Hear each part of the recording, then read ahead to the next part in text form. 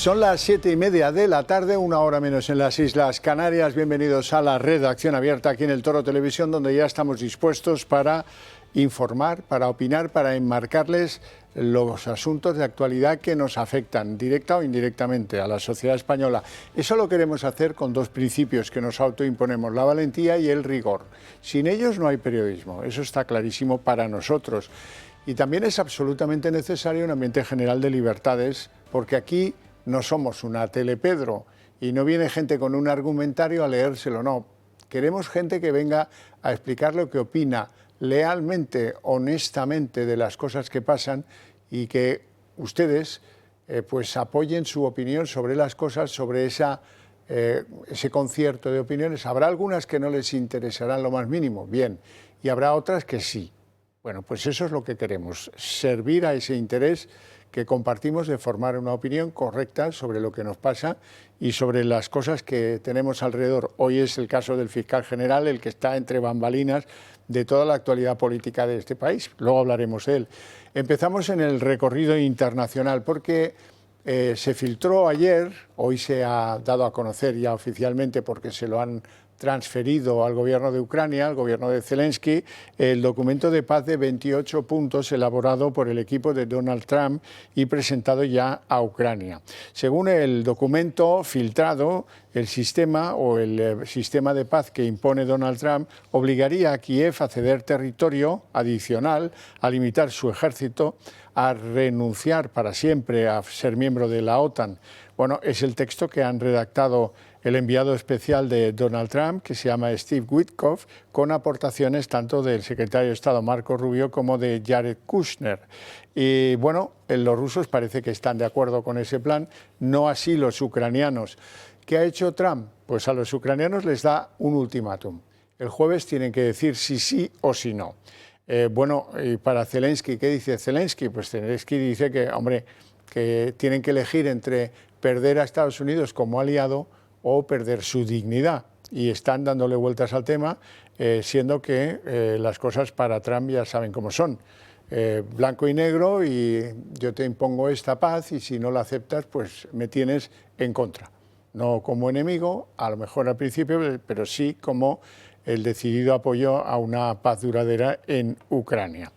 Bueno, como les decía antes, pues hombre, resulta que todavía estamos en el fragor de la batalla con la sentencia al fiscalote, al fiscal general del Estado, condenado a 2 años de inhabilitación, ya saben, por revelación de algo que tenía que haber preservado, material confidencial que como miembro de la Fiscalía pues no debiera haber revelado, lo hizo y le han condenado. Bueno, quiero hablar de todo ello con don Juan Antonio Frago, que es abogado, fiscal en excedencia y el abogado que representó a la Asociación Profesional Independiente de Fiscales en ese mismo juicio. Muy buenas tardes, don Juan Antonio, y muchas gracias por atendernos.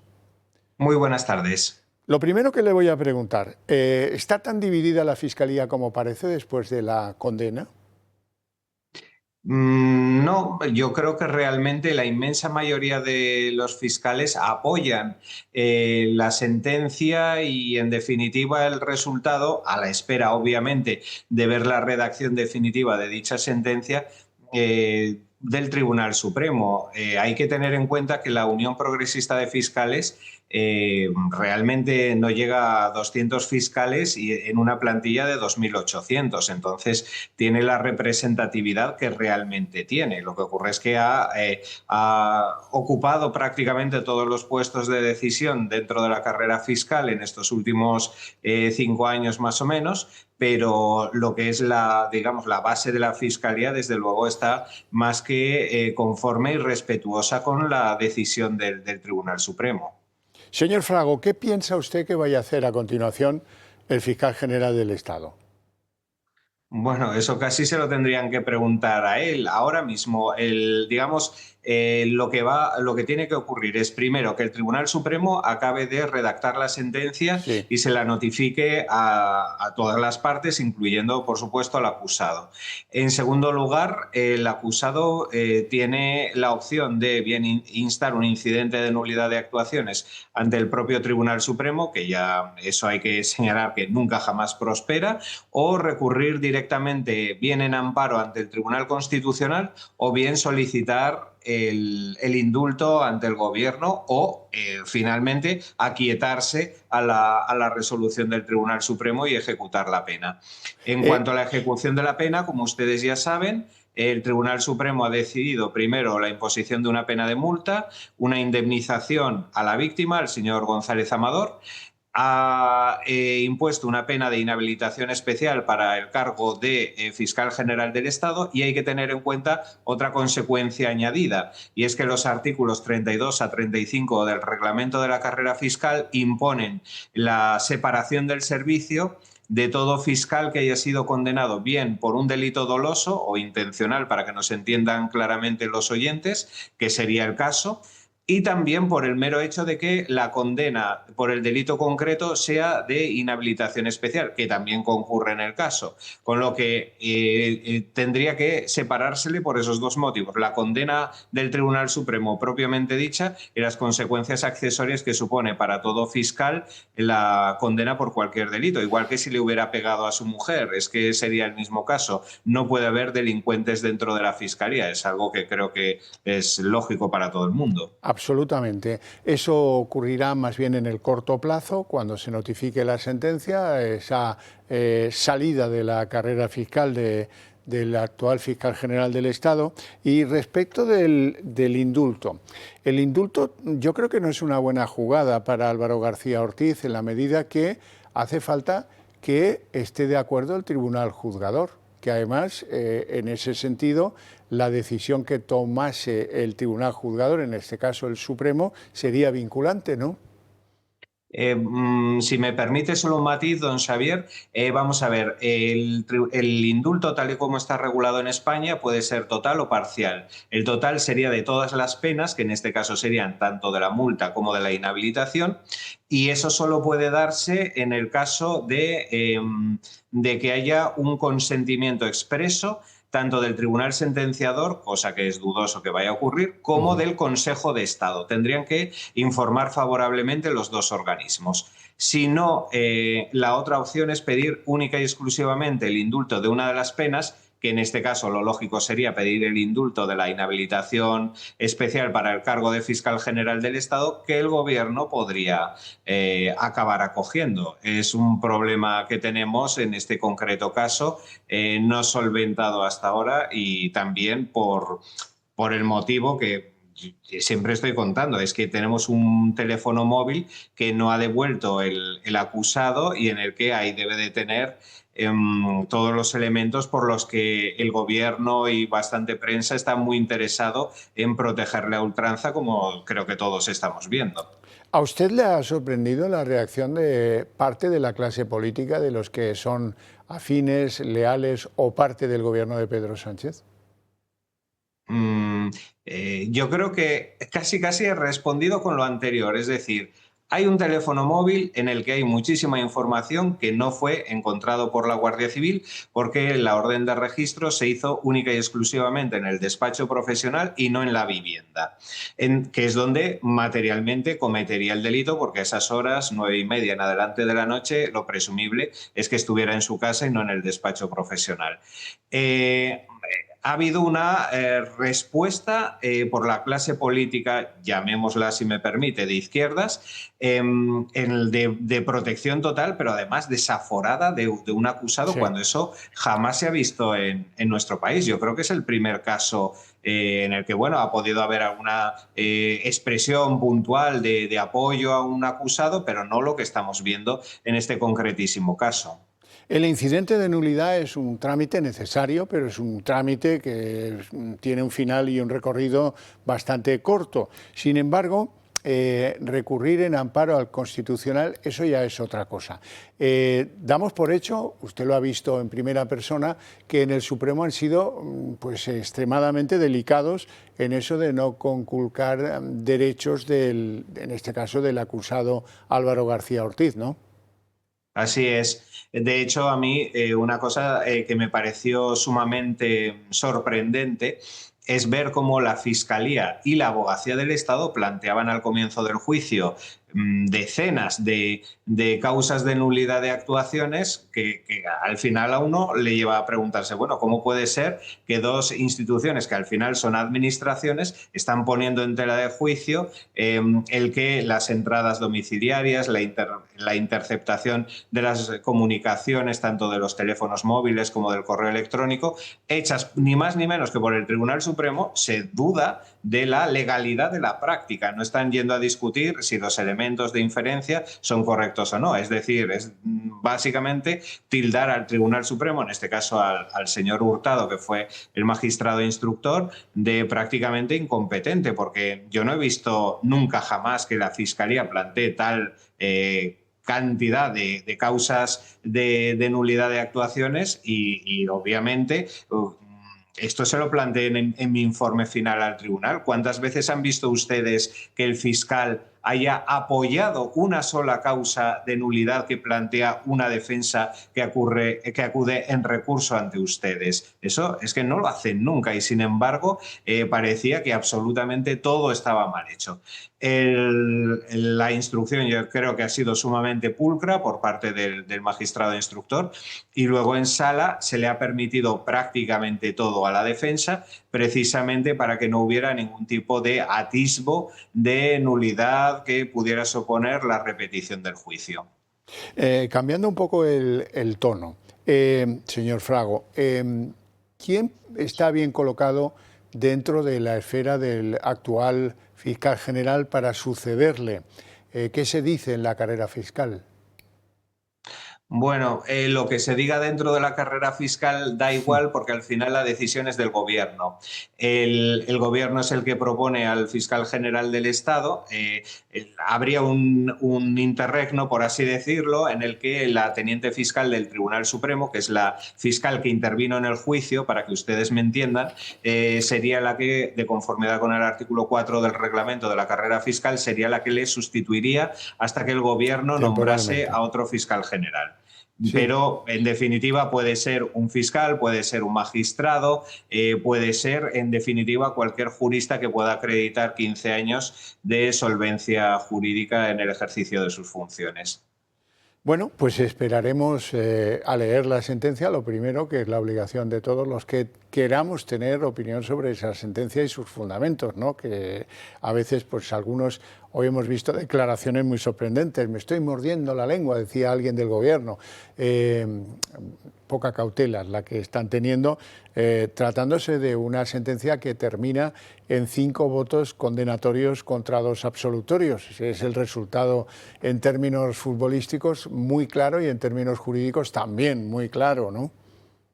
Sí, es que tengamos en cuenta que, para empezar, para llegar a este punto, hemos tenido a 4 magistrados del Tribunal Superior de Justicia de Madrid que vieron indicios de delito.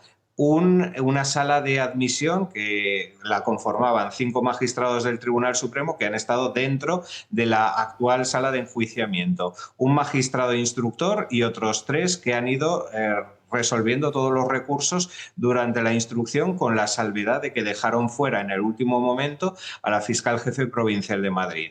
Entonces, evidentemente, llegado a juicio oral, todos los juristas sabemos que puede haber condena o puede haber absolución, pero había indicios más que de sobra. Y ojo, se está hablando solo de que hay gente que consideraba que se le tenía que absolver. También las acusaciones, tenemos nuestro corazoncito y pedíamos unas penas superiores. También las acusaciones, aunque ya no vamos a poder hacer nada frente a la resolución, porque el sistema procesal español prácticamente solo le otorga derechos a la defensa en instancias superiores, pero también pedíamos unas penas tanto de prisión como de inhabilitación superiores que no, por lo que ya se sabe, no van a ser acogidas. Entonces, evidentemente, todos lo vamos a leer con el máximo interés, pero, en mi opinión, nosotros, al menos, siempre desde el respeto a la decisión final del órgano judicial, porque al final estos son las reglas de la democracia que nos hemos dado todos. Y es que yo no soy capaz de entender cómo pueden salir personas, especialmente integrantes del gobierno de la nación, criticando una sentencia que es que aún no han leído. Aún no sabemos si el Tribunal Supremo ha condenado única y exclusivamente por la famosa nota de prensa o por el filtrado del correo electrónico o por qué. Solo sabemos el resultado, digamos, las 2 últimas páginas del libro, pero nos falta saber todo lo que va a ir por delante, que es muy importante, claro. Claro, que no es poca cosa. Déjenme que sea yo el que diga que me parece que la instrucción de este caso y el magistrado que la llevó han sido muy brillantes, que es una consideración a ojos de inexperto que lo vive desde la distancia, pero le pregunto por otra persona, porque me sorprendió mucho. Me sorprendió mucho cómo atacaban tanto el Ministerio Fiscal como la Abogacía del Estado a Almudena Lastra, que es una fiscal muy reconocida, que viene del terreno de los fiscales, digamos, más progresistas de este país, pero que, sin embargo, a mí me pareció bastante humillante que la sometieran a ese abuso de consideraciones negativas hacia su persona. Así es. Vamos a ver, doña Almudena Lastra, para que se sitúen sus oyentes, es una fiscal ya veterana, debe de tener en torno a 60 años, llevaba como 30 años en la Unión Progresista de Fiscales y es una persona que tanto en instrucción como en el juicio oral puso a disposición de la instrucción sus WhatsApps cruzados y el tráfico de llamadas con el acusado y ya condenado fiscal general del Estado, acreditando todo el tráfico que ha llevado a, en definitiva, sentarle primero en el banquillo y finalmente condenarle. Es una persona que podía haberse hecho la sueca, decir que no me acuerdo de nada, ha pasado mucho tiempo, en fin, hemos tenido a Pilar Sánchez Acera, por ejemplo, acordándose de que le llegó el correo famoso por un periodista, pero no acordarse de quién. En fin, vaya memoria. Entonces, es una persona que ha tenido toda la valentía, teniendo en cuenta especialmente que en mayo del año que viene va a cesar por agotar su mandato como fiscal superior de la Comunidad de Madrid y que con total probabilidad no la van a renovar y va a sufrir ese castigo precisamente por haber sido valiente, haber dicho la verdad y el dato que yo creo que va a ser importante, ya lo veremos en sentencia, de que llama a la mañana siguiente y ella manifiesta que le pregunta al fiscal general, ¿los has filtrado? Y él le dice, eso ahora no importa. Ella podía no haber dotado de esa carga acusatoria a su manifestación y haberse hecho la loca o decir que, bueno, tuvieron una conversación pero que fue muy informal, lo que fuese. Ha sido un sacrificio para ella y al final, en definitiva, aunque sea progresista o conservadora, ha hecho cumplimiento de su juramento y es decir la verdad. Sí, señor. Bueno, pues en la parte que le toca, felicidades por esta sentencia histórica que muchos sitúan en el kilómetro cero de una vuelta al Estado de Derecho. Ya veremos si eso termina siendo tan feliz o no, pero en cualquier caso sí que es verdad que hemos resuelto un tema bastante importante dentro de lo que uno espera recibir del trato con la agencia tributaria y con la Fiscalía. Estoy pensando en el afectado principal, Alberto González Amador. Así es que a ese hombre le han hecho una carnicería por el mero hecho de ser pareja de la presidenta de la Comunidad de Madrid. Es que debemos tener en cuenta que el Estado es una cosa y las mafias son otras. Las mafias atacan a los familiares del contrincante para buscar excluirle de su negocio, ¿no? Por así decirlo. Pero el Estado de Derecho tiene que buscar a través de la política los ataques directos a los políticos y la justicia apartarse de todo lo que no sea el estricto análisis de los procedimientos que se le encomiendan de acuerdo con los trámites procesales. Esto es muy importante y yo creo que yo creo que es un antes y un después. Para mí, que no se me entienda, no quiero exagerar las cosas, pero yo creo que este es un procedimiento de los 3 más importantes penales que ha habido en este país en lo que va de siglo junto al Procés y a los atentados del 11M en Madrid, porque aquí estamos hablando de la utilización de toda la maquinaria del Estado contra un ciudadano con la finalidad de atacar a una política de la oposición que tiene un grandísimo peso específico por sí sola y que en un momento además tal y como se ve en el atestado, sobre todo de las comunicaciones del señor Lobato, el que ahora es senador del PSOE y en su día era, si no, corríjame si me equivoco, secretario Secretario general general, del PSOE de Madrid, sí, señor. en un momento en el que el PSOE estaba atacado por múltiples frentes, tenía las elecciones de Cataluña, tenía el tema de la amnistía, tenía Koldo, en ese momento salía también a relucir Begoña Gómez, en fin. Tenían muchísimos problemas y querían compensarlo con uno, y qué mejor, pues eso, que la pareja de la presidenta de la Comunidad de Madrid. Pero es que al final estamos hablando de un ciudadano al que contra su voluntad le han hecho famoso. Era un señor que nunca había dado entrevistas, tenía sus negocios, tenía sus concretos problemas con Hacienda, y se da la circunstancia de que tenía una relación afectiva con la presidenta de la Comunidad de Madrid. Pero es que el Estado no puede utilizar sus tentáculos administrativos para meterse en una guerra política para la que no está llamado. Eso que se llama el relato. Don Juan Antonio Frago, un placer enorme tenerle en el programa. Muchas gracias por su esfuerzo en la sala del Supremo y supongo en el trabajo previo, que es el que permite salir airoso con lo que uno pretende. Muchas gracias y que tenga una feliz tarde. Gracias a usted. Bueno, vamos a continuar. Este es el tema del día, sigue siendo el tema del día, pero bueno, hoy hay datos que permiten evaluar cómo va España y que yo tengo la obligación de presentarles. Se trata de un lamentable incidente que ha costado la vida a una niña de 6 años por una visita a un dentista. Hay otra de 4 años que está ingresada después de la visita a una clínica dental en Valencia. Y esto pues que no tiene que ver con la política, ¿verdad?, pero tiene que ver con la calidad de vida y las cosas raras que pasan también en las consultas médicas de vez en cuando. Y no podemos estar ajenos a lo que pasa y afecta a la seguridad, en este caso bucodental, de la sociedad española. Y quiero llamar su atención sobre 2 convocatorias.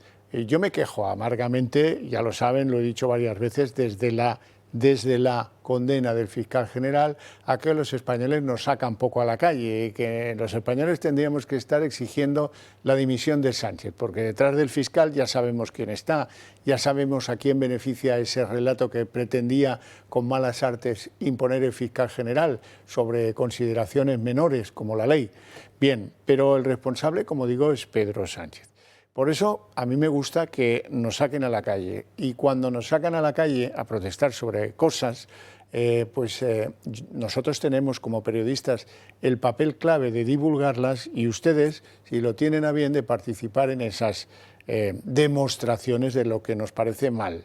En este caso, las masacres de cristianos en África. Hay países, varios países, donde este año se han recrudecido muchísimo, principalmente en Nigeria, pero no solo en Nigeria. Ha habido masacres en Sudán, en el Congo, en varios países, y va a haber una concentración para tratar de llamar la atención. El Stop Masacre de Cristianos, protesta.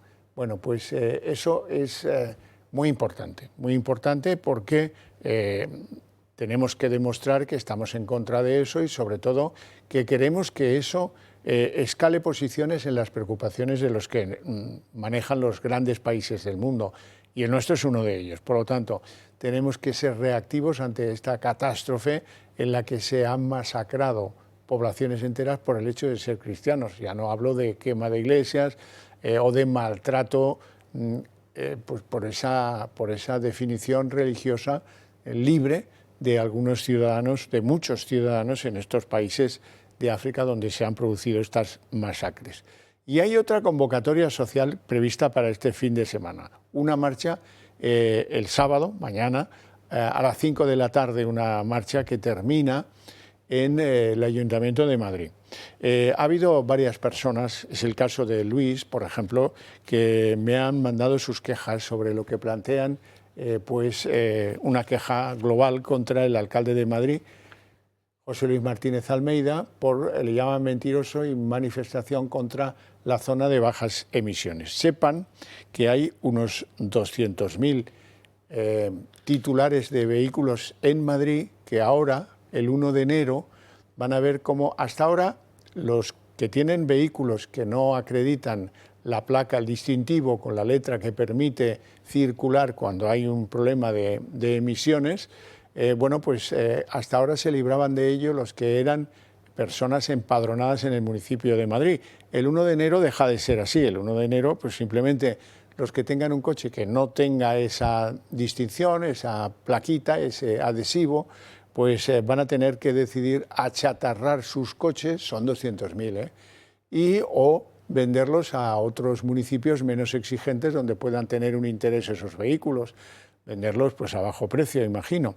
La cuestión es que hay mucha gente mayor que tiene coches antiguos, que tiene coches viejos, que lo saben, pero que se sienten discriminados porque no les van a permitir circular de ninguna manera por esa historia de las zonas de baja contaminación y por la condición que tienen ellos de tener vehículos viejos que no tienen la acreditación ambiental, lo cual es muy injusto para esas personas que ahora se sienten pues agraviadas, se sienten pues presionadas por un ayuntamiento al que califican de poco sensible con ellos y desde luego, en mi opinión, querido Luis, como ves, escuchamos tu reclamación y la seguimos. Ayer teníamos una entrevista en El Gato al Agua con Jordi de la Fuente, que es uno de los líderes del sindicato Solidaridad, que es uno de los impulsores de esta marcha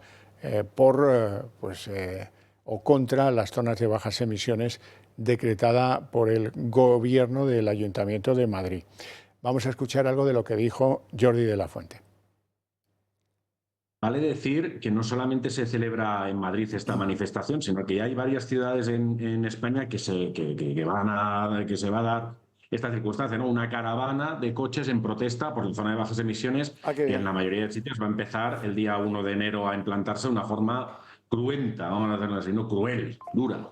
Hay una normativa europea que nos dice, que nos recomienda que tenemos que tomar medidas para mejorar la calidad del aire, para evitar la contaminación y todo esto. Pasa que aquí, como somos los campeones de destrozarnos a nosotros mismos, el gobierno de Pedro Sánchez, del Partido Socialista, lo que hace es una ley que retuerce todavía más todo esto y que convierte en obligatorias las zonas de bajas emisiones. Es decir, no estamos obligados por la Unión Europea, ni va a venir von der Leyen con una pistola en la cabeza a jorobar a los trabajadores españoles que vayan con una furgoneta diésel a entrar en Madrid, en Barcelona, en Sevilla, donde sea. No es así. El caso es que Madrid, que es la capital de España, tiene una de las zonas de bajas emisiones más restrictivas y más recaudatorias de todo el Estado. Pues hay que salir a la calle por cosas. Por la principal no nos convoca nadie a hacerlo, que es exigir la dimisión de Pedro Sánchez, pero hay otras cosas importantes a las que ustedes deben sumarse y deben participar en ellas por conciencia cívica, si acaso. Bueno, tengo que hablarles del Club de Amigos de El Toro Televisión, porque si han llegado a la conclusión de que compartimos ideas, lo correcto sería que decidieran apoyarnos. ¿Cómo pueden hacerlo? Pues en 1000 formas. La primera, fácil, hacerse miembros del Club de Amigos. Es tan simple como llamar al 91 616 2464 y en 5 minutos la tienen hecha. 2, existe la posibilidad de que nos hagan alguna donación con unos importes prefijados por el sistema fiscal en España, que permite que ustedes recuperen parte de lo donado como algo que les deduce fiscalmente en el impuesto de la renta, el impuesto de rendimiento de las personas físicas. Si son empresas, se puede deducir la donación en el impuesto de sociedades. Infórmense de cuál es el importe mínimo, de si son miembros del club ya tienen algo entregado, en fin, bueno, de cómo pueden beneficiarse de esa posibilidad legal que se nos abre. Y hay una tercera forma con la que nos ayudan, y a lo mejor se ayudan ustedes mismos también, que es comprando la lotería del Club de Amigos. Tan fácil, en las redes sociales lo pueden hacer, pero si tienen alguna duda, pues ahí está ese teléfono a su disposición para ayudarnos, para echarnos una mano en esta lucha tan desigual que seguimos. Las 8:03 jóvenes minutos, momento en el que abrimos la mesa de análisis político y lo que toca es presentar a nuestros invitados en el día de hoy. Josué Cárdenas, periodista de Periodista Digital. Muy buenas tardes. Pues muy bien, aquí en la España post-Álvaro Ortiz. Post-traumática. Post-traumática. Tengo yo dos noticias de fondo, una para cada uno. A usted, ¿sabe usted que en Japón han decidido reactivar la central nuclear más grande del mundo? En Japón se produjo el accidente de Fukuyama, 2011, no tan lejano. Pero en Japón han entendido que su futuro está ligado a la energía nuclear, como el de cualquier potencia industrial que no dispone de fuentes energéticas. Pues que tome nota el candidato en Extremadura del PSOE y Javier Maroto del PP. O sea, exactamente, los dos partidos tomen nota. Por eso se lo digo. Y a usted, don Manuel, aprovechando, don Manuel Pino, eminente jurista y vicepresidente del Club Liberal Español, y además un taurino de pro. Esto que le voy a contar, usted se lo conoce mejor que yo, pero es que a mí me ha ofendido, y si a mí me ha ofendido, sé que a usted también le habrá ofendido. Se va a celebrar pronto el centenario de la generación del 27, estamos en el 25, ya hay fastos preparados que ha presentado este ministro de Cultura, Urtasun, que la verdad es que está resultando, como buena parte del gobierno, pues unos políticos tremendamente sectarios. Se trata de homenajear a los que fueron grandes de nuestra literatura, con una excepción. Ignacio Sánchez Mejías, que como era torero, pues no le quieren ni en pintura en esto de la celebración o el homenaje a la generación del 27. ¿Quién era Ignacio Sánchez Mejía, además de un torero? Pues el personaje cultural más popular en España en el primer tercio del siglo XX. Además de hacer cosas en teatro, de hacer poesía, de ser un articulista, fue el hombre verdaderamente el que amalgamó a una serie de figuras de la literatura que algunos de ellos no se llevaban demasiado bien. ¿Quién estaba, quién le apoyaba y quién, la verdad, quién sentía de verdad la figura de Ignacio Sánchez Mejía, por decirles algo? Pues Federico García Lorca, que escribió algo que se llama El llanto por Ignacio Sánchez Mejía. Ni más ni menos, pero es que entre sus amigos estaba pues Gerardo Diego, Luis Cernuda, Dámaso Alonso. Esto es tremendamente injusto. Completamente injusto. Sánchez Mejía aglutinó a esa generación del 27. Sí. En el 300 aniversario de la muerte del cordobés Góngora y Argote, los convocó a todos en Sevilla en el Ateneo y él financió todo aquello y llevó a toda la generación del 27. Se hizo muy amigos de ellos.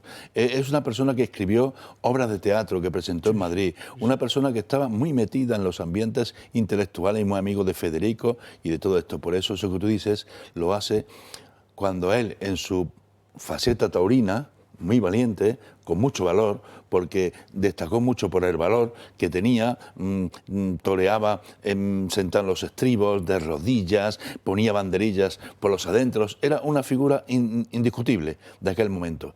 Y además cuñado del gran torero Joselito. Joselito el Gallo era su cuñado de familia, y Rafael el Gallo, eran cuñados. Y él estuvo presente en la muerte de Joselito en Talavera.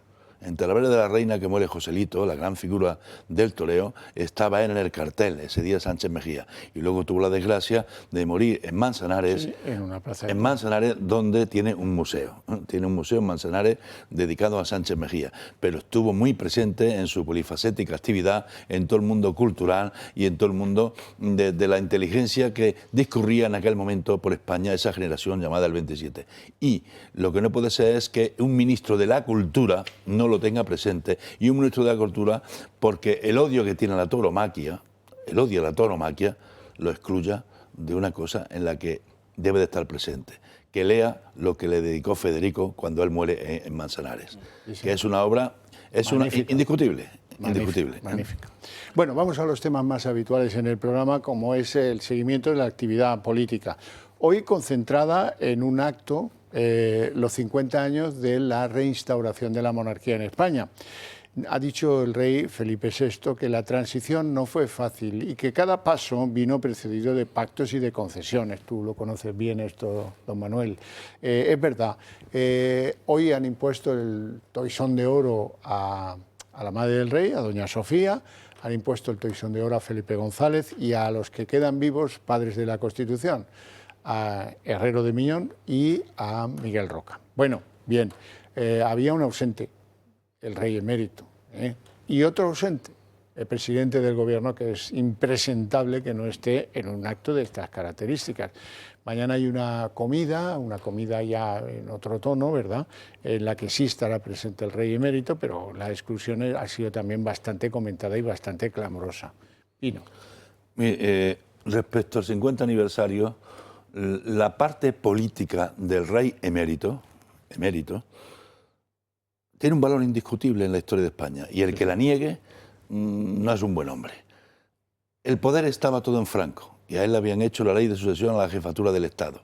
A él le toca, cuando muere Franco, de estos que están ahora, le toca, entre otras cosas, desarmar el movimiento nacional, que era el que tenía el poder delegado por Franco y eran las cortes de aquel momento y tal. Y hizo un trabajo impresionante, pero no para quedarse con el poder. Él se lo devuelve al pueblo, arriesgando mucho personalmente, y monta la Constitución del 78 por consenso, se legaliza el Partido Comunista, se hace con el acuerdo de todos y establece una monarquía parlamentaria y un Estado moderno de derecho, con la democracia que hemos disfrutado y seguimos disfrutando, si no se estropea, en estos 50 años que llevamos, Javier. Y eso fue una obra muy, muy importante, y la defendió cuando estuvo en crisis. Cuando el golpe de Estado, que a mí me cogió dentro, aquel golpe de Estado 23F, aquello, él salió... ¿Dentro de dónde? Del Congreso de los Diputados. Me cogió dentro del Congreso de los Diputados. Yo estaba allí. No, yo era, a mi corta edad, era el gerente del grupo parlamentario centrista del Congreso. Y yo preparaba el orden del día del Pleno, me garantizaba la asistencia a los diputados y estábamos permanente en que se ganaran las votaciones. Y aquel día, asistiendo al gobierno, pues entró y nos tuvieron allí secuestrados, ¿no? Pero él tuvo la valentía, aunque tardó, tuvo la valentía de ponerse al frente de la defensa de la Constitución y la democracia. Entonces, que él haya tenido problemas en su vida privada o en su vida con las faldas y tal, esos son otros problemas, pero políticamente el país sería injusto si no reconoce esta alta labor que el rey hizo a favor de la democracia. ¿Y qué te parece que el presidente del Gobierno no esté en ese? Muy mal, porque es que él no está en esa bola, es que a él le molesta la monarquía, le molesta la democracia parlamentaria, la monarquía parlamentaria le molesta. Él está en otra bola, Javier, él está en una republiqueta asimétrica, y él está en otra pelea, él está en ser el presidente de la República, y todo esto le está molestando. Él tiene que ser, él ha concentrado tanto poder en su forma de gobierno, tanto poder que asusta, porque los contrapoderes se le ha querido cargar, hasta que ahora recientemente le ha hecho al alto uno de los contrapoderes del Estado, que es el judicial, que ha dicho, oye, cuidado, aquí tú no puedes hacer lo que te dé la gana. Ahora iremos a ello. Vamos a ver un vídeo de lo que ha pasado hoy en torno a esa celebración de los 50 años de la reinstauración. Digo la reinstauración porque parece que la monarquía en España tenga 50 años de historia. No, tiene 600 años de historia. A veces hay que ser preciso en estas cosas. Vamos a verlo. Hoy, viernes 21 de noviembre, se celebra la víspera de los 50 años de la reinstauración de la monarquía en España. Medio siglo desde que Juan Carlos de Borbón fue proclamado rey tras la muerte de Franco, se consolidó la Constitución de 1978 y se inició uno de los periodos más importantes de la historia reciente de España, la transición democrática. El primer acto ha tenido lugar en el Congreso de los Diputados, donde el rey ha acudido acompañado por la reina Leticia, la princesa Leonor y la infanta doña Sofía. Aquí hemos dado forma a nuestros derechos y libertades, al Estado de Derecho, a la idea misma de ciudadanía, con la pluralidad, con el contraste de ideas, con el debate, a veces bronco y acalorado, se ha construido el gran edificio de la democracia española. En su discurso ha hecho referencia a su padre por el papel que tuvo la corona en el tránsito hacia la democracia. La memoria de todos ha hecho que la monarquía sea indisociable del lugar en que radica la razón primera y última de nuestro régimen de libertades.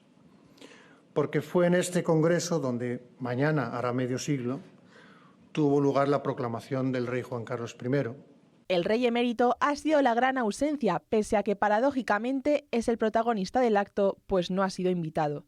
Se unirá con su familia el sábado para celebrar el aniversario de la monarquía. A lo largo del encuentro en el Congreso han intervenido Felipe González, Fernando Onega, Adela Cortina e Iñaki Gabilondo. A continuación, la familia real se ha trasladado junto a varias autoridades al Palacio Real de Madrid, donde el rey ha impuesto a varias personalidades la máxima distinción de la corona, el toisón de oro. Una de las protagonistas ha sido la reina Sofía, a la que su hijo, Felipe VI, ha concedido el toisón por sus servicios al país y a la corona. Y a mi madre, la reina Sofía, por una vida entera de servicio ejemplar y de lealtad a España y a la corona. apoyando con convicción al rey Juan Carlos, mi padre, en su acertada y temprana apuesta por la apertura democrática y las libertades. Además, ha recibido la insignia el expresidente del Gobierno, Felipe González. También han sido distinguidos los padres de la Constitución, Miguel Herrero y Rodríguez de Miñón, y Miquel Roca por su dedicación y entrega al servicio de España y de la Corona. Por otro lado, tampoco han asistido Bildu, PNV, RC, Junts, Podemos y Sumar. Otra ausencia ha sido la de Vox, que es la tercera vez que planta al rey Felipe en un acto oficial como protesta al gobierno. A pesar de las ausencias, el espíritu servicial de la corona a la democracia española ha marcado la jornada. Josué, ¿qué te ha parecido el 50 aniversario? Creo que Vox acierta de pleno no acudiendo a este acto. Yo sé que este relato de la monarquía maravillosa, de la transición ejemplar, oye, Víctor Aprego nos lo ha vendido y oye, ha sido comprado por muchas generaciones, pero yo creo que no cuela ya. Yo creo que la figura de Juan Carlos I representa la traición a su padre, representa la traición al propio Franco, al que jura el derecho del régimen, jura también la legitimidad del 18 de julio, es una traición a su mujer, que esa es la que ya no voy a entrar, es una traición al pueblo español, es una traición al Sáhara, es una traición a todo lo que representa la unidad de España, que es lo último que le pidió Francisco Franco. Yo creo que hay una frase que caracteriza a Juan Carlos, que es en el 23F se produjo, y así lo ha contado Sabino, el que bueno, era secretario de la Casa Real: a mí dádmelo hecho. Y yo creo que eso es lo que Juan Carlos ha defendido siempre. Él ha querido estar a sus cosas, a sus conchaveos económicos, él ha querido estar a sus faldas, y que la legitimidad de la izquierda pues sea la que se impusiese, y la derecha siempre le iba a querer, porque la derecha es así. Esto ya lo ha investigado Jesús Palacios y Stanley Payne, que acaban de sacar un libro que se llama Juan Carlos I. Blanco Corredoira lo pueden ustedes también leer en su libro El rey que todo lo perdió, y yo creo que ya se han hecho muchos estudios sabiendo que la transición, pues eso, lo que nos vendió es un café para todos, con una constitución absolutamente voluble, y que creo que se puede mejorar y que se puede, digamos, 50 años después repasar, estudiar y sacar unas conclusiones mucho más positivas de lo que fue. Bueno, yo no puedo estar de acuerdo con el contertulio. Pues discrepe. Porque no puedo estar de acuerdo, porque en aquel momento los poderes todos los tenía el jefe del Estado, Franco. Y el rey pudo hacer eso, de ser fiel a juró los principios del movimiento. No, el rey cambió y dijo, no, aquí tengo que ir con una democracia moderna. Y se jugó el tipo porque tenía a los militares en contra. Legalizó el Partido Comunista teniendo a los militares en contra. Traicionando a los militares. Bueno, Adolfo Suárez y Gutiérrez Mellado dicen, no vamos a legalizarlo, y luego se legalizan. Tengo más edad que tú y estuve presente en aquel momento y debe respetarme en aquel momento. Claro. Había muertes diarias con ETA. Teníamos una situación muy complicada y allí se apostó por el camino democrático y por una constitución de consenso, que la historia constitucional no se repite con esta constitución. La votaron todos, con sus defectos que puede tener, pero también con sus virtudes, que ha durado 50 años y sigue durando y no ha dado libertades y tal. Y el rey ese pues se puso al frente, tuvo una política exterior de prestigio para España como nunca se ha tenido, lo recibían en todos sitios con honores, tenía el prestigio internacional en Latinoamérica y en todos lados, y hoy día mira cómo estamos cuando salimos por ahí a cualquier lado. Claro. ¿Por qué no te callas, coño? Le dijo a... Bueno, pero tenía ese prestigio. Luego tenía otros problemas, que yo en eso no puedo estar de acuerdo, pero yo hablo de la parte política. De la parte política hay que reconocérselo, ha sido el mejor embajador de España, ha llevado la empresa española a todos lados, ha entrado a la Casa Blanca, pues como no está pasando, era otra cosa. Era otra cosa. En esas virtudes políticas te hablo. Luego habrá otros problemas en los que yo puedo coincidir con la crítica. También son ciertos esos problemas. Sí. Bueno, pero puedo coincidir con la crítica. Tengo que daros una mala noticia. Esta se llama la redacción abierta porque está abierta de par en par y se ha producido una noticia muy desagradable en una mina de Asturias, del Consejo de Cangas de Narcea. Ahí se ha producido un derrumbe. Y consecuencia de ese derrumbe ha perdido la vida un minero y hay dos que en estos momentos están atrapados en la mina. Ya os iremos informando a medida que sepamos algo más de este terrible accidente laboral. Esto es un accidente laboral de libro.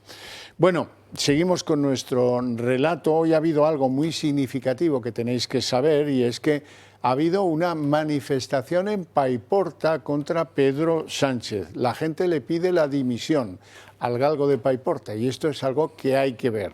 Vamos a disfrutar de las imágenes.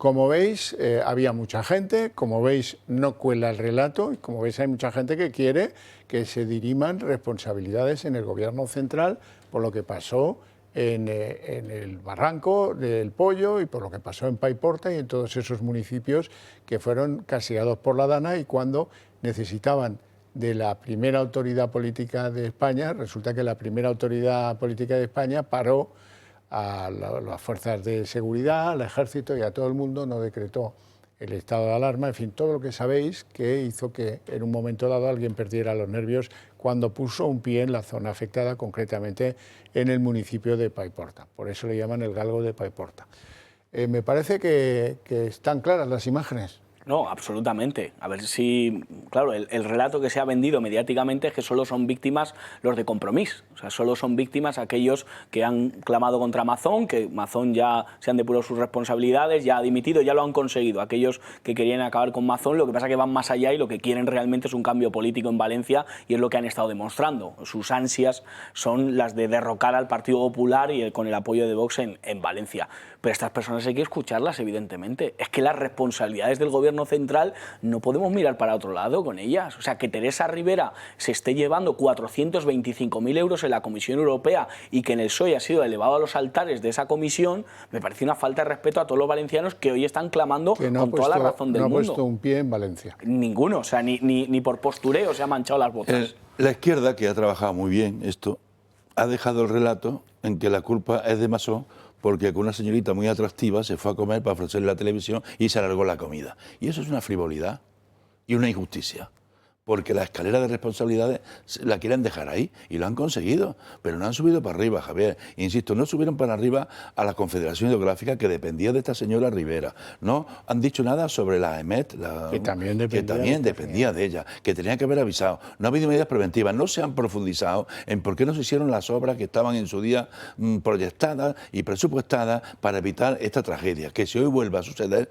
es muy probable que pase lo mismo, porque no se ha hecho absolutamente nada en esa dirección, de frenar estos desastres naturales, donde tienen que estar preparados para ello, como están preparados en Miami cuando viene un huracán o viene algo, pues lo saben días antes, se preparan y tal, y ahí hace falta un análisis en profundidad, no frívolo, ni electoralista, ni hacer política con esta desgracia natural, sino un más profundo de por qué pasan estas cosas en el Barranco del Pollo y en Valencia y en esa zona, porque pueden volver a pasar y pasaría igual que ha sucedido con comida en el Ventorro y sin comida en el Ventorro. Sí, pero bueno, yo creo que ahí la oposición ha estado fuera de juego, en el mantener a Mazón, pero a distancia, sin que me salpique mucho, y en no activar mecanismos judiciales para dirimir esas responsabilidades que quieren los de Paiporta, los vecinos de Paiporta. Lo lógico sería que, del mismo modo que la justicia está ventilando la responsabilidad de Mazón, estuvieran ventilando la de Teresa Rivera o la de Pedro Sánchez. Quiero recordar aquí la imagen del bombero francés, que llega allí antes que ninguno. ¿Cómo es eso? Pues porque a los otros los paran. Claro. Y la ministra de Defensa, que dijo, es que no está, el ejército no está para limpiar barros. Bueno, pues eso, todos los medios tienen que estar allí. La falta de declarar el estado de alarma en aquel momento cuando afectaban varias comunidades. O sea, ahí no se ha hecho un análisis serio. Ha habido muchas comisiones, ha habido mucha frivolidad, y todo atacar, y todo que es el Ventorro, que no estaba en su sitio, que no tenía unas botas de agua puestas y que tenía que estar con una gorrilla en mitad del Barranco del Pollo. Mire usted, el tema tiene más calado y esto no se puede frivolizar ni buscar partido político. Pero a esa reclamación le falta la parte actora. Sí, sí. Falta la parte actora. Que la tiene que ser quien corresponde. Actora o tractora no va a venir sola, porque claro, habrá jueces que estén deseando entrar en ese asunto, pero falta quien... Tienes que activarlos. Quien presente la justicia arrogada. Claro. Y la actuación del Partido Popular todo este año, hasta la dimisión de Mazón, es como mínimo mejorable. O sea, esto de dejar solo a Mazón, yo ni le conozco, le preguntaban al PP central, yo ni le conozco, llevarle al entierro a las víctimas y que se monte aquel paripé, después lo que han sido las comisiones, diputados de Esquerra Republicana y otros partidos llamándole asesino y el PP mirando para otro lado. O sea, ha sido todo tan mal, se ha hecho todo tan mal, elegir el día de la emisión, el lunes, que empieza el juicio del fiscal, que luego al final acabó como acabó el juicio del fiscal, pero se comenzó con esa noticia de Mazón. O sea, muy mal manejado también por parte del PP y un Mazón que en lugar de salir y pedirle ayuda al presidente y recriminarle su mala acción, salió como un corderito a caerle bien a Sánchez. Como una gata mansa salió. Sí. Efectivamente, porque hubo un momento y aún ahora sería un buen momento, ¿eh? Lo digo para si nos escucha el sustituto que parece que va a ser en Valencia, Pérez Llorca. Hay que ir de la mano de Feijóo o de quien sea a reclamar el dinero que haga falta para resolver el problema de obras que hace falta, lo que tú decías, lo que tú señalabas. Sin las obras no vamos a poder garantizar la seguridad de esos valencianos que se vieron afectados por la Dana. Les estamos traicionando claramente. Que no tiene más dinero la Generalitat Valenciana, que ha invertido 4.000 millones ya en esto, ¿eh? Pero si no tiene el suficiente dinero, que vaya al FLA, que tienen una saca pendiente de entregar a los catalanes el día que lo piden. Pues no, hay que ir allí, aunque sea con trabuco, y poner esto de otra manera. Bueno, vamos al gran tema. El gran tema es las secuelas de la condena del fiscal general del Estado.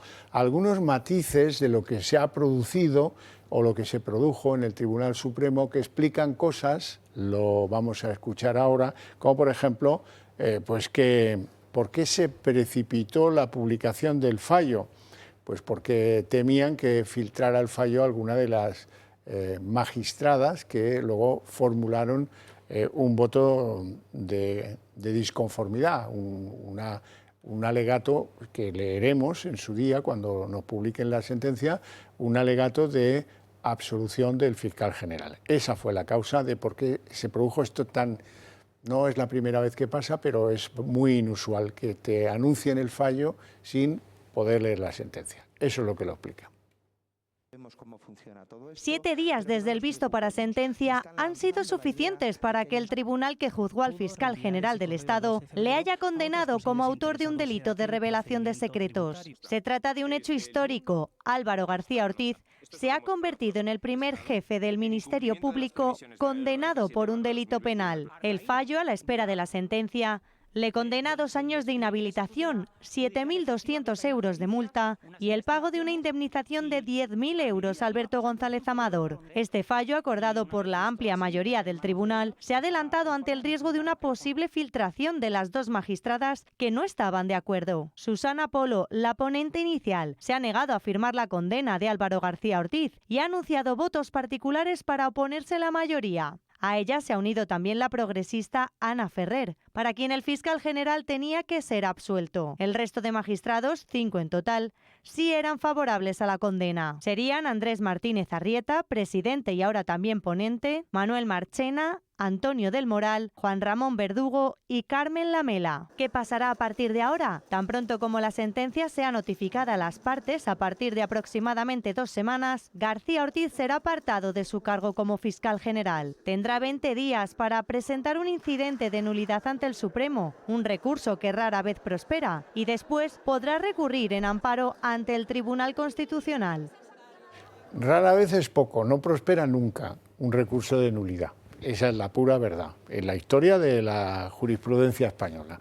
¿Qué le va a convenir más a este señor? ¿La vía del indulto?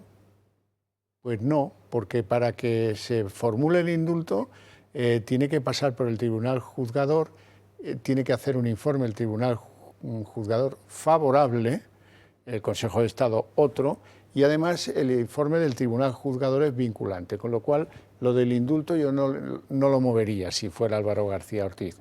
Ir al incidente de nulidad y cuando no prospere ir al Constitucional, bueno, pues con muchas dudas al respecto, pues sí, lo que puede hacer. Pino, ¿tú cómo lo ves? Bueno, yo creo que la sentencia ha sido acertada, ¿eh? Yo creo que el fallo, que es lo que conocemos, tenemos que esperar a conocer los hechos y los fundamentos de derecho que llevan al fallo del tribunal colegiado, y que haya votos discrepantes, pues ni quita ni pone. Pues eso es la mayoría y eso es normal, que alguien discrepe. Eso justifica más la libertad que hay también en las salas colegiadas de que alguno puede discrepar del criterio jurídico de la mayoría. Pero lo que vale es lo que diga la mayoría. El fiscal general del Estado que espero que hayamos tenido y que cese cuanto antes, ha dado muchas razones para la crítica, Javier. No ha sido una elección inocente. ¿Quién pone al fiscal? Ya decía el presidente. Él, desde que llega, Recuerdo con el informe negativo del Consejo General del Poder Judicial que dijo que no era persona idónea para el cargo. No olvidemos, el Consejo del Poder Judicial. Pues él ha sido una persona que ha estado en mucho servilismo al Poder Ejecutivo, ¿no? Excesivo servilismo, ¿no? Cuando la exministra que la hace fiscal general de Justicia, Dolores Delgado, la nombran presidenta de la Sala de lo Militar, él, uno de los que está aspirantes recurre a aquello y el Supremo dice que ha habido una desviación de poder y lo pone en la sentencia y anula el nombramiento de fiscal de sala de lo militar, que luego le crearon derechos humanos y memoria democrática y tal después, para decirnos que aquí mandamos nosotros, que esta señora va a ser fiscal de sala, pase lo que pase. Y si no hay sala, la inventamos. Y le inventaron la sala esta de derechos humanos y de memoria democrática, que sigue estando ahí. O sea, que ha tenido siempre conducta.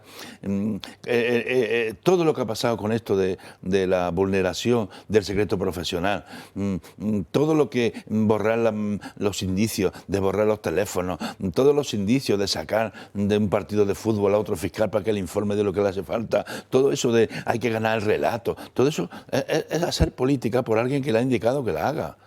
Y él ha conseguido hacer un comunicado, un manifiesto, y parece que... Claro, y una nota que parece que dictó él, ¿no?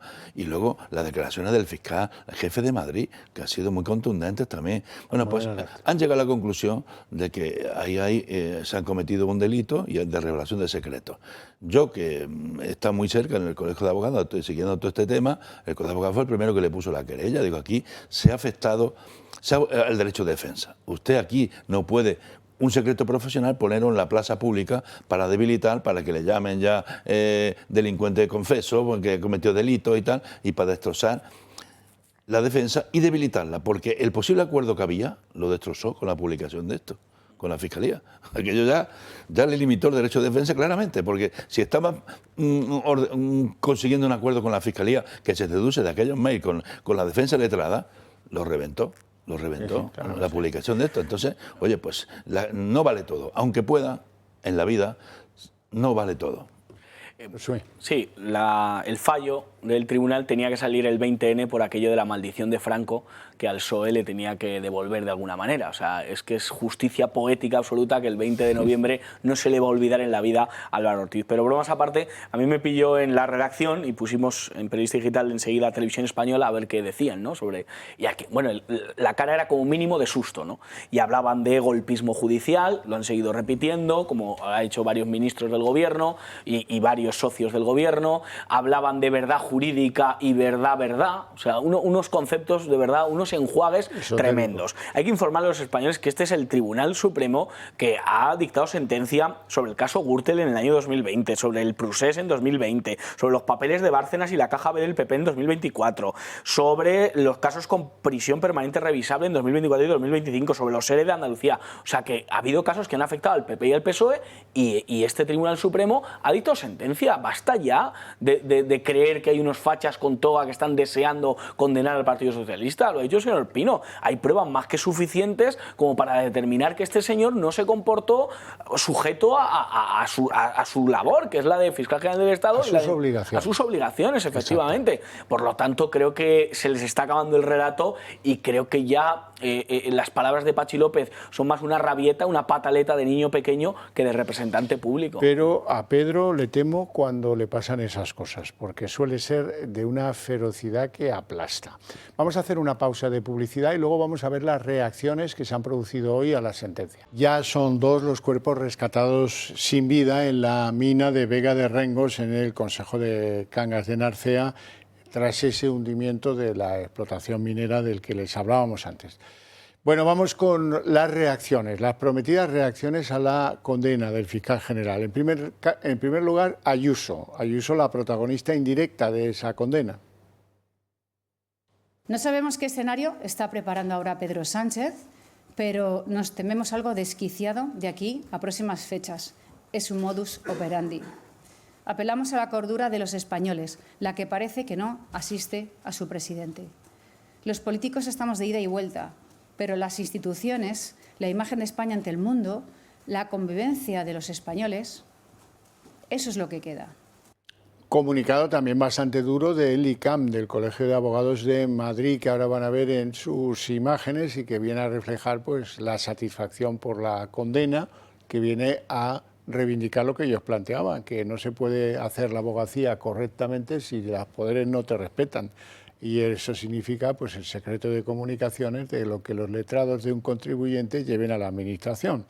Y con su habitual gracejo, Esperanza Aguirre ha puesto un símil que entiende todo el mundo. Para aclarar un bulo, algunos creen que es bueno delinquir.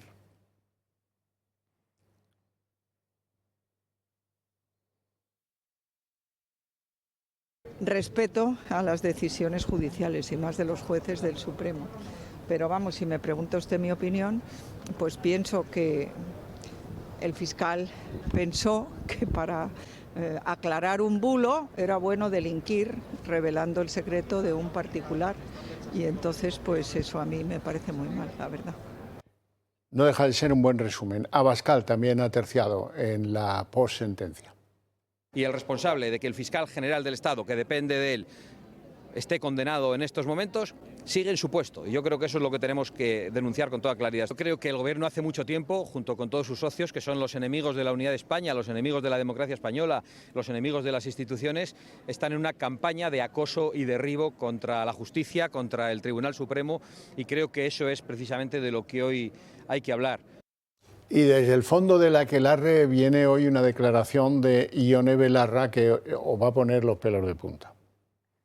Creo que o tomamos medidas serias para defender la democracia y le quitamos los privilegios a esta derecha que no hizo la transición a la democracia, tampoco me parece casualidad que la sentencia salga un 20 de noviembre, un día como hoy, o si no, van a arrasar con todo, van a arrasar con los principios democráticos, van a arrasar con las instituciones y van a arrasar con los derechos y las conquistas de la gente.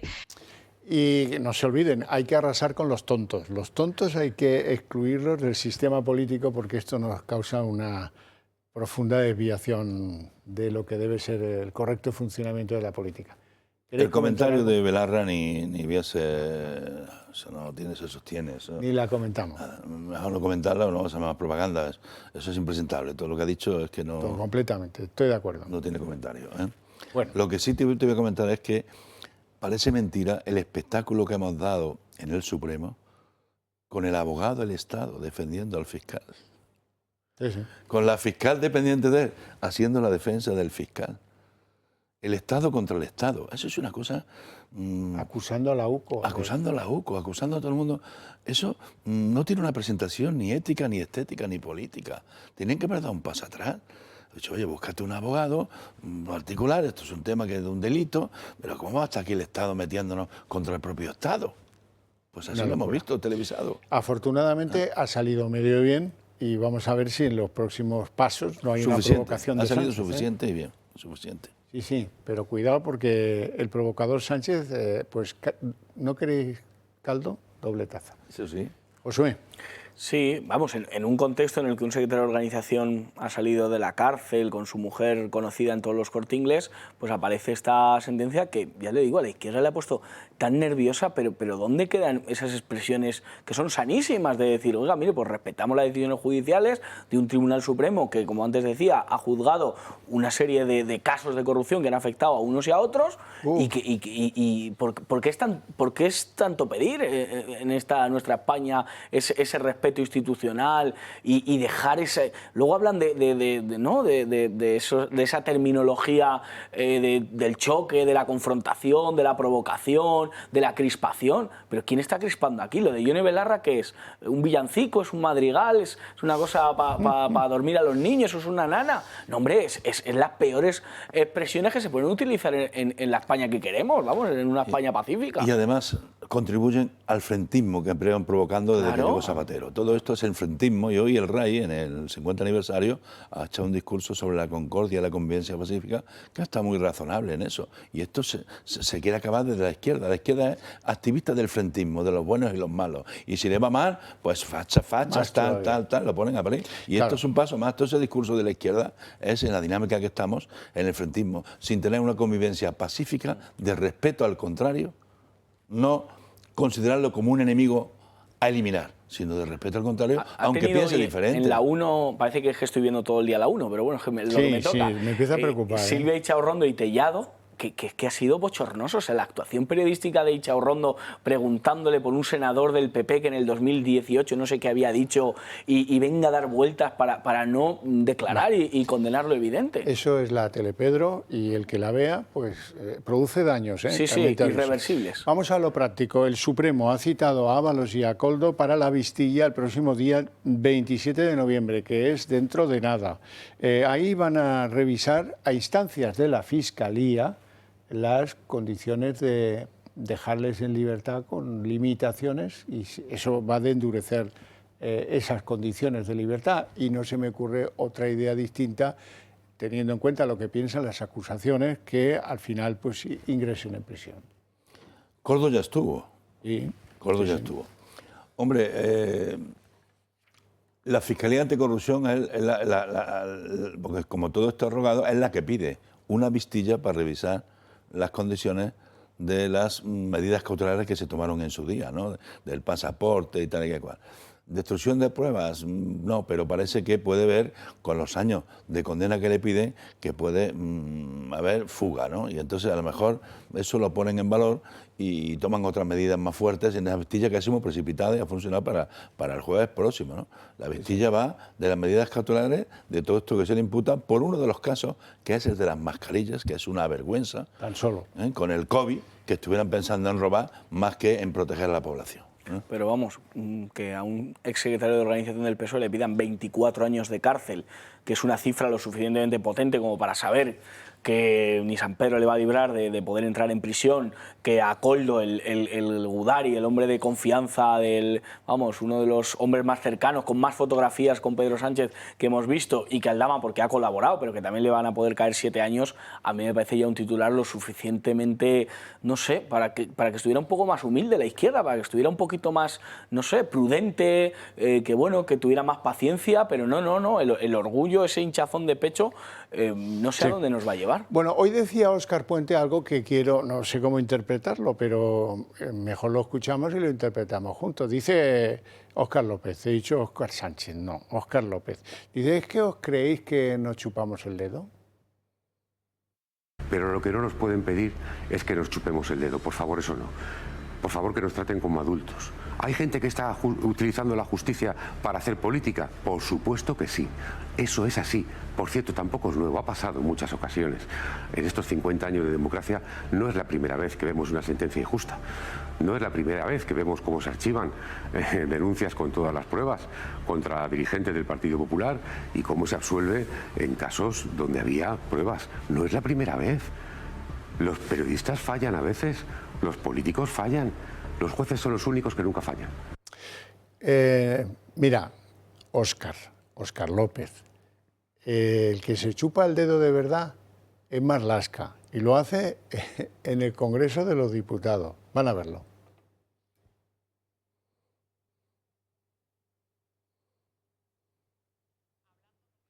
Bueno, no, lo que diga Félix tampoco nos importa mucho. Fíjense en los labios, en la boca de Marlaska. Ahora lo vamos a ver más de cerca para que aprecien ustedes, no sé qué está insinuando a quién, esto no lo sé, pero eso sí que se podría interpretar como lanzar un besito al aire, ¿no? Digo yo, vamos, no sé. Sí, tú tienes más contacto con la realidad actual, Josué, ya me explicarás, pero luego lo de chuparse el dedo, ¿por qué lo digo? Porque luego igual pretende darte la mano, ¿sabes? O sea sí, es una gestualidad que ya se la hemos visto a María Jesús Montero. Sí. Y, vamos, Rafa Hernando, que estaría enfrente en el Partido Popular. ¿Estaba enfrente? Estaba enfrente, sí. ¿Qué ha dicho? Bueno, ha dicho que el Marlaska no confunda el Congreso con las saunas de Sabiñán. Eso es lo que ha dicho. La verdad que se le ha caído encima toda la izquierda, pero se atrevía a decirlo. Yo creo que se lo ha dedicado a algún admirador que tendrá por ahí fuera del Congreso. Es posible. Le ha puesto un WhatsApp, mírame, y lo ha hecho. Desde luego es duro ser guardia civil, pero cuando uno se fija en qué ministro le toca, pues todavía más duro es. Hoy tenemos novedades de la corrupción, porque lo de Santos Cerdán planea sobre algunas obras. Hay unas de una ampliación del puerto de Ceuta, adjudicadas casualmente a Acciona, en la que ha habido un sospechoso sobrecoste de 5.400.000 euros que ya aprobó el nuevo ministro Óscar Puente. Y de esto va el siguiente trabajo. El Gobierno adjudicó a Acciona una obra para la ampliación y mejora del puerto de Ceuta. Curiosamente, en 2024, el contrato sufrió una modificación. Se destinaron 5,4 millones de euros más para ampliar el plazo de ejecución, llegando a un total de 23,6 millones de euros. Ya con Óscar Puente como ministro, el contrato se adjudicó a Acciona por muy poca diferencia frente a otras empresas. Tenía una ventaja técnica que no se puede comprobar porque el pliego no es público, así que no se sabe cómo se justificó. Además, se trata de un proyecto financiado con fondos europeos que exige un control estricto del coste y los plazos, pero la información es inaccesible. Además, desde su adjudicación, el proyecto ha ido costando y tardando más de lo planeado. Este retraso se ha evidenciado en la inauguración protagonizada por el presidente del Gobierno, 1 año y 7 meses después de la fecha prevista. El contexto político hace que este expediente llame especialmente la atención. La tramitación de la obra coincidió con la investigación de la Guardia Civil sobre la relación del entonces secretario de Organización del PSOE, Santos Cerdán, su constructora, Servinávar, y Acciona, por el cobro de presuntas mórdidas por adjudicaciones de obra pública. Otra coincidencia clave es que Cerdán salió de prisión provisional el 19 de noviembre y al día siguiente Pedro Sánchez inauguró esta ampliación del puerto de Ceuta, una obra realizada por Acciona, empresa que aparece unas 200 veces en los informes de la UCO. Yo lo que me pregunto en un país democrático, cómo las condiciones de adjudicación de una obra pública importante son secreto. No lo consigo entender. ¿Cómo que secreto? Y el portal de transparencia y todo el cacareo que llevamos sobre el dinero público, ¿eso qué? Y ahora no quiero enseñar las condiciones en las que se llevó a Acciona ese contrato. ¡Hombre! El Consejo de Transparencia, que fue un gran avance que en la época de la vicepresidenta del PP, que lo llevó Soraya, se empeñó mucho en aquello del Consejo de Transparencia, desde que llegamos a esta situación política está como dormido, lo tienen ahí. El Consejo de Transparencia, para que la democracia funcione tiene que haber transparencia. El dinero del contribuyente tiene que saberse dónde se gasta, en qué partida se gasta, con qué objetividad se adjudican las obras. ¿Por qué estos sobrecostes siempre aparecen en empresas que contribuyen a darle dinero al facilitador del contrato? ¿Por qué aparecen siempre estas contradicciones? Puede que haya unos precios contradictorios objetivos que se justifican, que tal, porque no están previstos en el momento inicial y tal. Pero hay otros precios contradictorios que están dentro, digamos, de la jerga esta de adjudicaciones, donde saben que en el camino se van a encontrar con una sorpresa porque tienen que pagar los sobreprecios que tienen que facilitar al conseguidor del contrato, ¿no? Cuando algunos comunicadores, tertulianos, incluso en el ámbito político, exigimos un cambio de gobierno y una división de este gobierno, es por lo siguiente, es porque nadie nos puede garantizar que en este mismo momento, cuando estamos en la redacción abierta, el gobierno de España no se esté beneficiando de alguna obra pública, no nos siga robando. Es que aunque Cerdán esté con un pie en la cárcel y otro saliendo, aunque Ábalos esté en la situación que esté, ¿quién nos garantiza que no sea otro el que se lo esté llevando, ¿no? Y esta es una prueba concluyente, o sea, basta ya de la actividad de Acciona con el gobierno o con la Diputación de Almería, me da igual, pero basta ya de este tipo de cuestiones y de esta democracia opaca que de verdad no nos da respuesta a dónde se va nuestro dinero y por qué se hacen este tipo de licencias, ¿no? Ábalos fue al Ministerio de Fomento por algo muy concreto, porque es el ministerio donde está la pasta, donde se lo puede llevar. Le podían haber nombrado de Cultura, o le podían haber nombrado de Sanidad, o ya nombraron a un filósofo, podían haber nombrado a Ábalos de estos ministerios. No, le nombraron de Fomento por algo. Presunto filósofo. Efectivamente. No ofenda usted a los filósofos. No solamente lo nombraron, sino que le dieron una lista de nombres de altos cargos que tenía que poner. Hombre, y en qué sitios. Por cierto, ha citado usted el caso de la Diputación de Almería.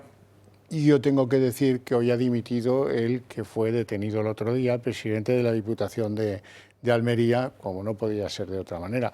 Después, por cierto, de decir que el PP está lleno de imbéciles, que es una de las frases gloriosas de este tipo que ven ustedes ahí, su propio partido, el Partido Popular.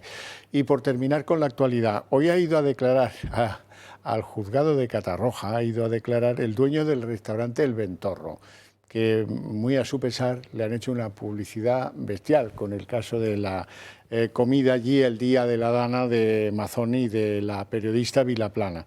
Dice el dueño del restaurante que no recuerda haberlo visto hablar por teléfono y que se fueron dejando la sala vacía porque ya lo había mandado los trabajadores a casa y los comensales alargaron y que no le vio preocupado en ningún caso a Amazon. Bueno, no hay que hacer leña del árbol caído, ¿verdad? Nos enseñaron de pequeños.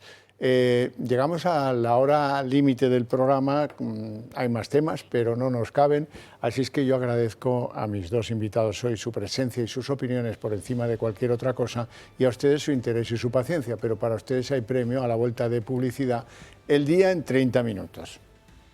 El día en 30 minutos. Isabel Díaz Ayuso, protagonista indirecta de la condena al fiscal general del Estado, decía hoy que es un día histórico para la democracia. La presidenta madrileña ha valorado sobre todo el papel de nueva revivificación del sistema judicial en la medida en que ha corregido lo que ha sido un atropello, dice, contra su pareja, en este caso Alberto González Amador. También ha arremetido contra Pedro Sánchez, al que acusa de querer dinamitar el Estado de Derecho.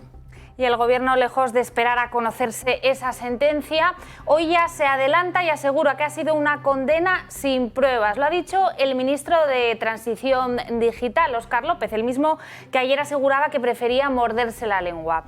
Hoy va un paso más allá y pone en tela de juicio, cuestiona la actuación de los jueces y que haya un correcto sistema judicial en España.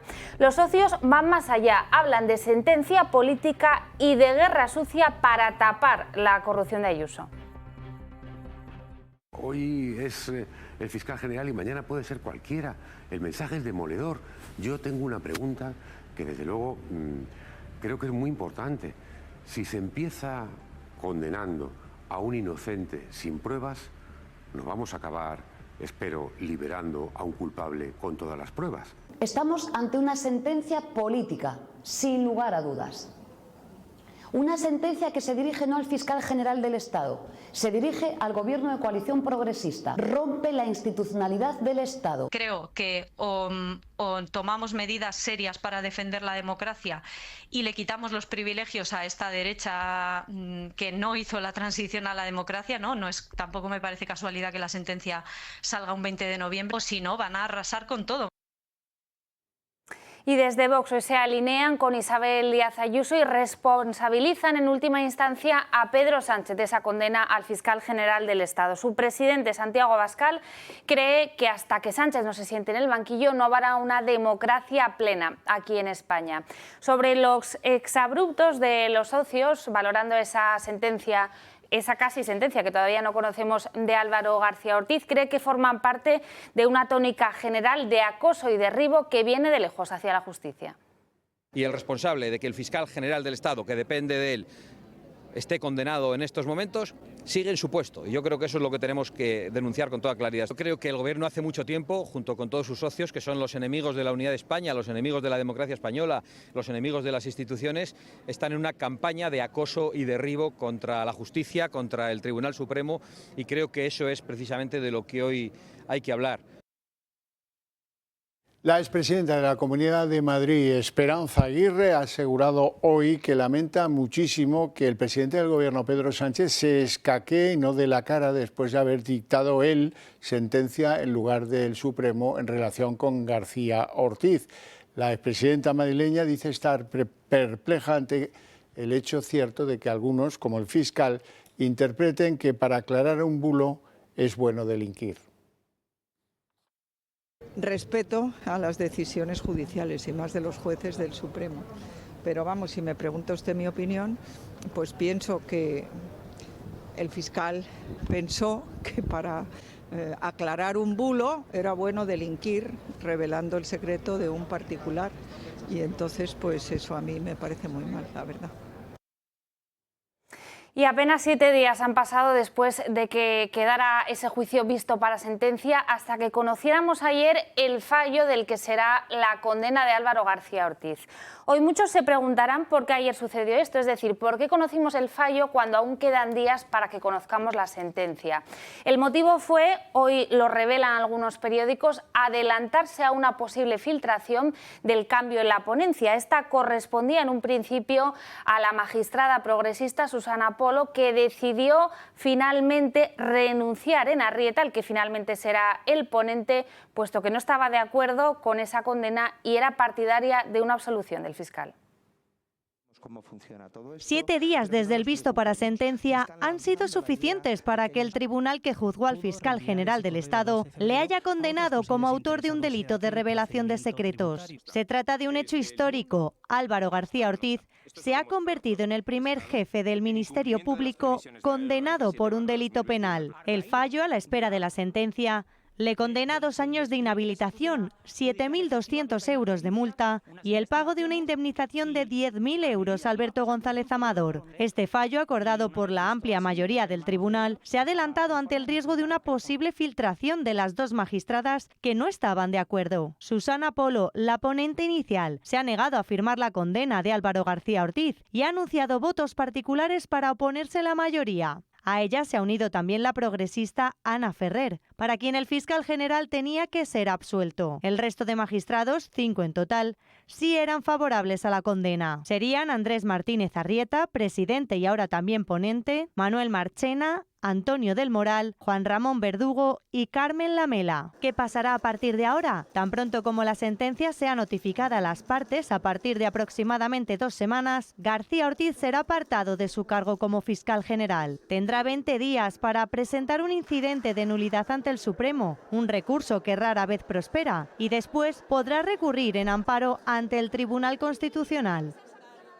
Álvaro García Ortiz sigue al frente de la Fiscalía General del Estado, pero por poco tiempo. Su cese será efectivo cuando haya sentencia y el Gobierno, que es quien designará a su sucesor, ya prepara su relevo. Este será a todas luces de su cuerda, es decir, de perfil progresista, aunque se desconoce si será alguien de su equipo actual. Si Moncloa elige este camino, la persona que tiene más papeletas es Ángeles Sánchez Conde. La teniente fiscal del Supremo fue una de las defensores de Ortiz durante el juicio y guarda la misma relación jerárquica que él mantenía con su predecesora, con Dolores Delgado. Los fiscales Pilar Rodríguez y Diego Villafañe también suenan con fuerza. Su nombramiento, ambos estuvieron imputados temporalmente en el mismo caso, sería todo un desafío de Pedro Sánchez. De Pilar Rodríguez conocemos ya su célebre mensaje de añadir un poquito de cianuro a la nota de prensa, y Villafañe fue el fiscal que acusó a Almudena Lastra de sentir animadversión hacia García Ortiz. Y si creíamos que lo habíamos visto todo, el exjuez Baltasar Garzón también entra dentro de las quinielas. El marido de Lola Delgado no es fiscal, pero eso no le exime, ojo, de poder convertirse en el nuevo jefe del Ministerio Público. Unos dicen que se muerden la lengua, otros que ellos no se chupan el dedo. Y los más cursis dicen que están en shock porque no esperaban la condena del fiscal. Todos ellos ignorantes con cargo de ministro o parecido y parásitos sociales como Ione Belarra, que dice que la sentencia salió el 20N porque la justicia española no ha hecho la transición. Vamos, que la izquierda española vive en un caso grave de manicomio mal organizado en el que parece que faltan loqueros. Vivimos a pesar de una clase política que habla de falta de pruebas en en el caso del fiscal general, en su condena, sin siquiera esperar a leer la sentencia y poderlo comprobar, y que olvida el clamoroso resultado, 5-2 en las deliberaciones de los 7 magistrados del Supremo que han condenado a Fiscalote. Y todo ello porque, con escasos conocimientos de derecho, nuestros aprendices de jurisconsultos se han creído a Pedro Sánchez y a sus sentencias absolutorias que han encendido una bronca para defender al soldado García Ortiz. Una bronca que nos podíamos haber ahorrado, por cierto, en beneficio de esa justicia que tenemos que compartir. A Sánchez le gusta mucho pasear por el filo de la navaja del absolutismo, en una deriva que va y absuelve a los que la justicia considera luego culpables y lejos de pedir perdón o de rectificar, se calla o siembra una duda cobarde sobre la eficacia de la justicia española. Vamos, que está a un paso de comprarse un chándal de colores y a jugar a ser Maduro. En tono castizo, Esperanza Aguirre daba en el clavo y resumiendo el caso. No puede ser que en la justicia, para aclarar un bulo, aparezca como buena idea delinquir. Bueno, y el próximo 27 de noviembre, el próximo jueves, será la fecha en la que el magistrado del Supremo, Leopoldo Puente, decida si envía o no a prisión a Koldo García y a José Luis Ábalos, como piden las acusaciones del caso Koldo. Esto es lo relativo a los contratos de las mascarillas. Este movimiento se produce después de que la Fiscalía Anticorrupción haya pedido celebrar esa vista para dilucidar el futuro de dos de los principales afectados. Las acusaciones ya han adelantado que pedirán esa prisión provisional para ambos, mientras que la Fiscalía por el momento no se ha pronunciado. Este movimiento, como les decíamos, se conoce después de que Anticorrupción, de que el Ministerio Público pidiera 24 años de prisión para Ábalos y 19 y medio para Koldo García. Sánchez inauguraba hace escasamente 2 días la ampliación del puerto de Ceuta, una obra muy polémica desde sus retrasos y sus modificaciones de contrato y un aumento muy especulativo de 5,4 millones de euros del coste de la obra, que ha ido a parar, como no, a la contratista Acciona. Este aumento del coste de la obra fue decidido ya por el ministro Óscar Puente, el actual ministro de Transportes. La empresa Acciona, que aparece unas 200 veces citada en el informe de la UCO sobre Santos Cerdán, es la gran beneficiaria de estas obras. Y lo más paradójico, el contrato de una obra pública que adjudica el Estado tiene la condición de un secreto que debe ser guardado. Pregúntense por qué. El Gobierno adjudicó a Acciona una obra para la ampliación y mejora del puerto de Ceuta. Curiosamente, en 2024, el contrato sufrió una modificación. Se destinaron 5,4 millones de euros más para ampliar el plazo de ejecución, llegando a un total de 23,6 millones de euros, ya con Óscar Puente como ministro. El contrato se adjudicó a Acciona por muy poca diferencia frente a otras empresas. Tenía una ventaja técnica que no se puede comprobar porque el pliego no es público, así que no se sabe cómo se justificó. Además, se trata de un proyecto financiado con fondos europeos que exige un control estricto del coste y los plazos, pero la información es inaccesible. Además, desde su adjudicación, el proyecto ha ido costando y tardando más de lo planeado. Este retraso se ha evidenciado en la inauguración protagonizada por el presidente del Gobierno, 1 año y 7 meses después de la fecha prevista. El contexto político hace que este expediente llame especialmente la atención. La tramitación de la obra coincidió con la investigación de la Guardia Civil sobre la relación del entonces secretario de Organización del PSOE, Santos Cerdán, su constructora, Servinávar, y Acciona, por el cobro de presuntas mórdidas por adjudicaciones de obra pública. Otra coincidencia clave es que Cerdán salió de prisión provisional el 19 de noviembre y al día siguiente Pedro Sánchez inauguró esta ampliación del puerto de Ceuta, una obra realizada por Acciona, empresa que aparece unas 200 veces en los informes de la UCO. Y el presidente de la Diputación de Almería ha presentado esta mañana su renuncia a ese puesto y al de concejal en el ayuntamiento después de verse inmerso en el caso Mascarillas. Este movimiento se produce después de que se produjera su detención junto a otras 4 personas en el caso que investiga mordidas en contratos de mascarillas y que después de haber pasado ayer por prisión haya quedado en libertad provisional. Otra de las personas que también está en libertad es también vicepresidente de esta institución, también del Partido Popular, y ha renunciado hoy también a su acta de diputado provincial. En el caso de Aureliano García, el presidente de la Diputación de Almería asegura que esta renuncia es voluntaria y que su objetivo ahora es centrarse en su defensa y en demostrar su inocencia. Actos de celebración del 50 aniversario de la reinstauración de la monarquía en España. Precisamente será mañana el día, pero hoy, sin la presencia del presidente del Gobierno, el rey, en un acto en el Congreso, ha abogado por el método de la transición en momentos de crispación y de desacuerdo.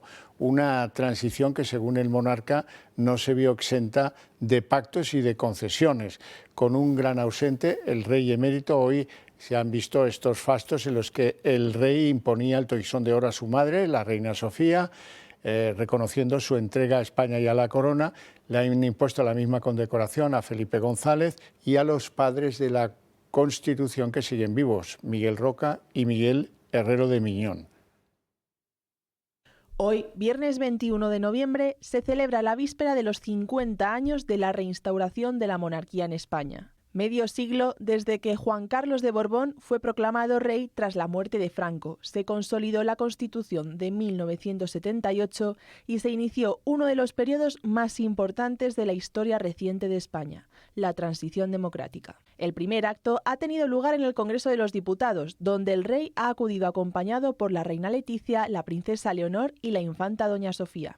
Aquí hemos dado forma a nuestros derechos y libertades, al Estado de Derecho, a la idea misma de ciudadanía, con la pluralidad, con el contraste de ideas, con el debate, a veces bronco y acalorado, se ha construido el gran edificio de la democracia española.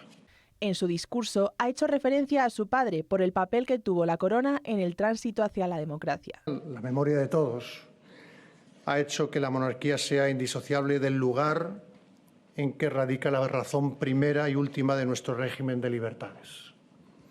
Porque fue en este Congreso donde, mañana hará medio siglo, tuvo lugar la proclamación del rey Juan Carlos I. El rey emérito ha sido la gran ausencia, pese a que paradójicamente es el protagonista del acto, pues no ha sido invitado.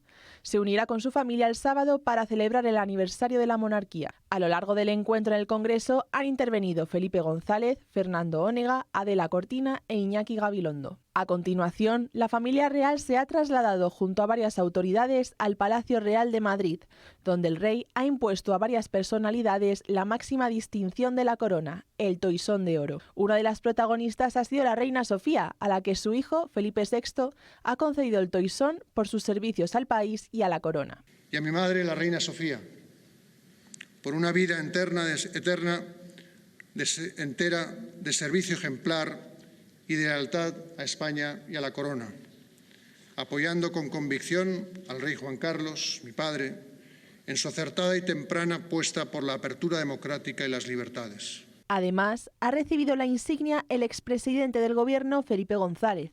También han sido distinguidos los padres de la Constitución, Miguel Herrero y Rodríguez de Miñón, y Miquel Roca por su dedicación y entrega al servicio de España y de la corona. Por otro lado, tampoco han asistido Bildu, PNV, RC, Junts, Podemos y Sumar. Otra ausencia ha sido la de Vox, que es la tercera vez que planta al rey Felipe en un acto oficial como protesta al gobierno. A pesar de las ausencias, el espíritu servicial de la corona a la democracia española ha marcado la jornada.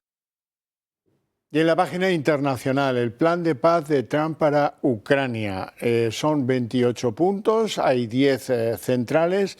Zelensky ha recibido de Trump un ultimátum para que Ucrania acepte ese plan de paz antes del próximo jueves y ahora dice Zelensky que tiene que decidir entre la dignidad de los ucranianos y su alianza con Estados Unidos. Por su parte, Putin dice que el plan puede ser la base para un acuerdo de paz en Ucrania. El acuerdo obliga a Ucrania a ceder territorios a Rusia, renunciar para siempre a formar parte de la OTAN y eliminar su armamento de largo alcance.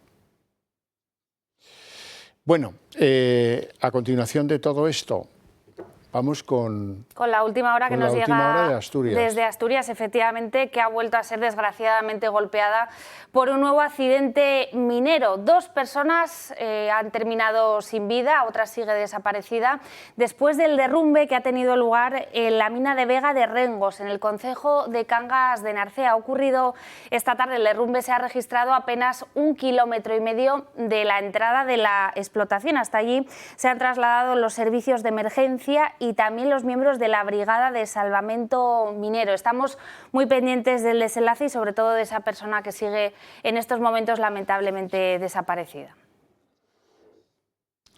Bueno, Marina, hay una máquina que permite que alguien que sufre ELA pueda hablar. Así es, recuperar su voz original y no ese tono, ese timbre robótico que suele acompañar a las máquinas que permiten que estas personas puedan comunicarse con gente de su entorno. Es el caso de Fran. Él lleva 2 años como paciente de ELA y gracias a la inteligencia artificial su vida se parece un poquito más a la de antes.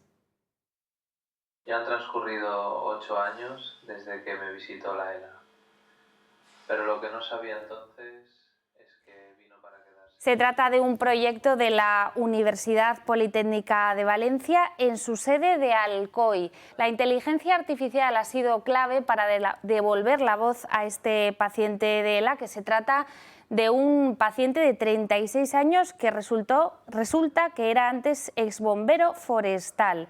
Como decimos, gracias a la inteligencia artificial ha podido recuperar parte de su vida anterior en un proceso que su familia describe como muy emocionante. Bueno, y hasta aquí el día en 30 minutos. Les deseamos un gran fin de semana a todos, especialmente a los que decidan compartirlo con nosotros desde esta que es su casa, El Toro Televisión. Y volvemos el lunes con toda la información. Que pasen buen fin de semana.